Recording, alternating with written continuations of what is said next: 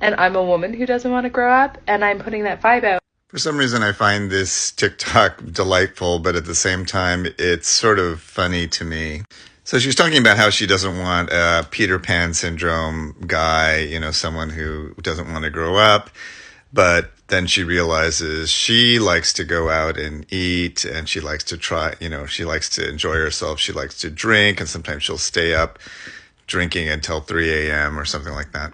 So she came to this realization that, when she is turned off by guys who don't want to splurge and they want to budget and they're being responsible, that maybe the problem is that she is the person who doesn't want to grow up. But I also found it kind of amusing because she happens to be Canadian, and this reminds me of some of my Canadian friends. I don't think a lot of Americans actually have a lot of Canadian friends, which is our loss, really.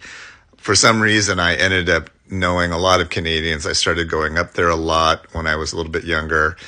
I even dated a woman there for a while. I used to visit pretty frequently.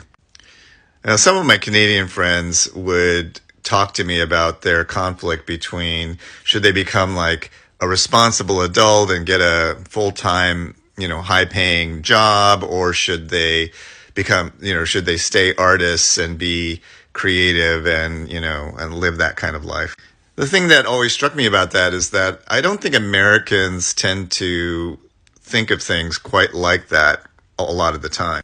One of the charming things about Canada to me is that it feels a lot more civilized than the United States. So the United States to me feels sort of like the Wild West. There aren't a lot of rules, and you kind of can do whatever you want, and it's a little bit chaotic.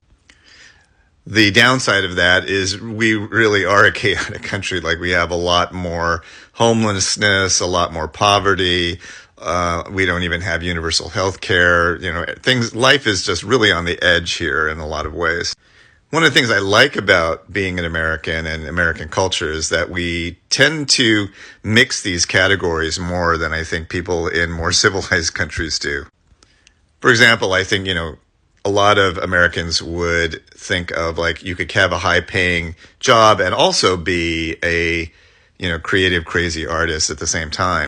Or you could, drink and like to splurge once in a while and have great food and things like that and stay out late and at the same time have a responsible career.